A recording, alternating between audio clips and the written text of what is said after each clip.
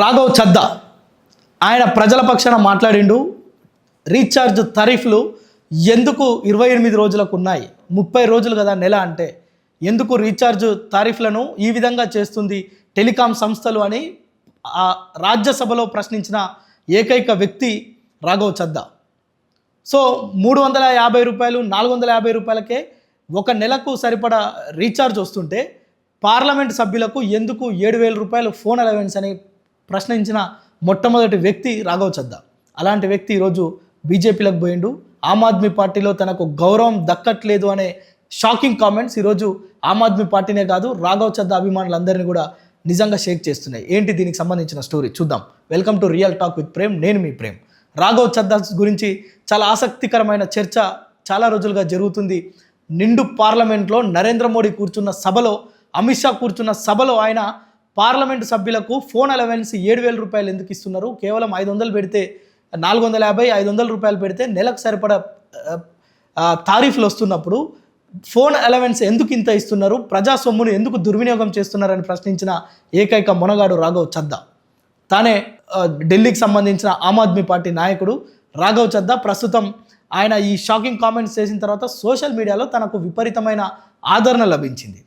ప్రజలందరూ విపరీతమైన ఫాలోవర్స్గా పెరిగిపోయారు.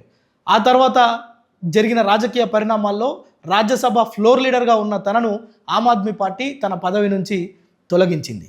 ఎందుకు తొలగించింది అనే విషయాలు అనేకంగా మాట్లాడుకుంటున్నారు. ప్రస్తుతం అయితే తాను ఆత్మాభిమానం కోసం పోరాడుతున్న ఒక తప్పుడు పార్టీలో ఉన్న సరైన వ్యక్తిగా తనను తాను క్లెయిమ్ చేసుకుంటున్నాడు. ఎస్, నిజమేనా? తను చెప్పే మాటలు నిజమేనా? తప్పుడు పార్టీలో ఉన్న సరైన వ్యక్తి అయితే మీరు కామెంట్ చేయండి ఎస్ అని, లేదంటే లేదని చేయండి. ఎందుకంటే రాఘవ్ చద్దా లాంటి వ్యక్తులు ఆమ్ ఆద్మీ పార్టీలో కాదు, ప్రజల పక్షాన పోరాడే పార్టీలలో ఉండాలి.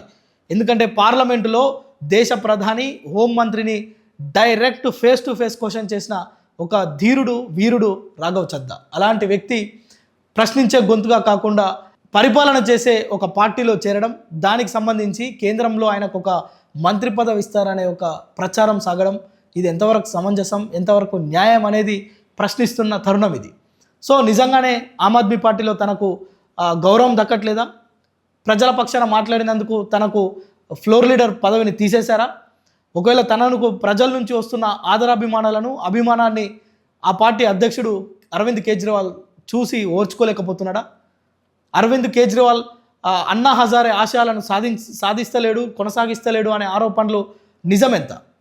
సో నిజానికి ఈరోజు రాఘవ్ చద్దా పార్టీ మారడానికి బలమైన కారణం ఆమ్ ఆద్మీ పార్టీ నాయకులు ఆరోపణలు చేస్తున్నారు.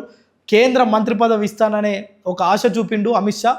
7 పార్లమెంట్ సభ్యులను ఆమ్ ఆద్మీ నుంచి బీజేపీలో చేరిస్తే తనకు కేంద్రంలో మంత్రి పదవి ఇస్తానన్నారు. అందుకే పార్టీలో చీలికలు తెచ్చేందుకు బీజేపీ కుట్రలు చేస్తుందని చెప్పి ఆమ్ ఆద్మీ పార్టీ ఆరోపిస్తుంది. అలాంటివేవీ లేవు, కేవలం ఆత్మాభిమానమే తనకు పరమావధిగా పనిచేస్తున్నాడు రాఘవ్ చద్దా అని బీజేపీ చెప్పుకొస్తుంది. సో ఇప్పటికే ఇద్దరు రాజ్యసభ సభ్యులు ఎవరైతే సందీప్ పాఠక్, అదేవిధంగా అశోక్ మిట్టల్, ఈ ఇద్దరితో కలిసి ఈరోజు మీడియాతో మాట్లాడడమే కాకుండా మరొక 2 అంటే మొత్తం 7 పార్లమెంట్లో ఉన్న ఆమ్ ఆద్మీ పార్టీకి సంబంధించిన రాజ్యసభ సభ్యులు బీజేపీ తీర్థం పుచ్చుకుంటున్నారు రేపో ఎల్లుండో. అది మొత్తం కూడా బీజేపీలో ఆమ్ ఆద్మీ పార్టీని రాజ్యసభలో విలీనం చేసేందుకు నిర్ణయం తీసుకున్నామనే ఒక షాకింగ్ కామెంట్ నిజంగా కూడా ఢిల్లీ, అదేవిధంగా పంజాబ్లో ఒక తుఫాను లాంటి వార్త ఇది.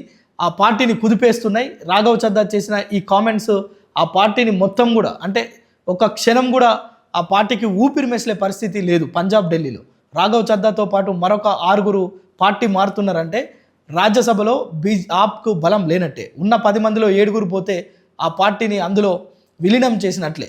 సో వారు పార్టీ ఫిరాయింపుల చట్టం ఏదైతే రాజ్యాంగం కల్పించిందో ఆ ప్రకారమే మేము వెళ్తున్నాం, మాకు ఇందులో స్థానం లేదు, ఇది ప్రజల పార్టీ కాదు, ఇది కేవలం కార్పొరేట్ శక్తుల పార్టీగా మారింది, అన్నా హజారే ఆశయాలు లేవు అని చెప్తున్నాడు.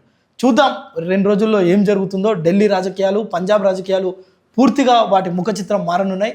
రాఘవ్ చద్దా చేసిన ఈ పనికి మీరేమంటారో కామెంట్ చేయండి.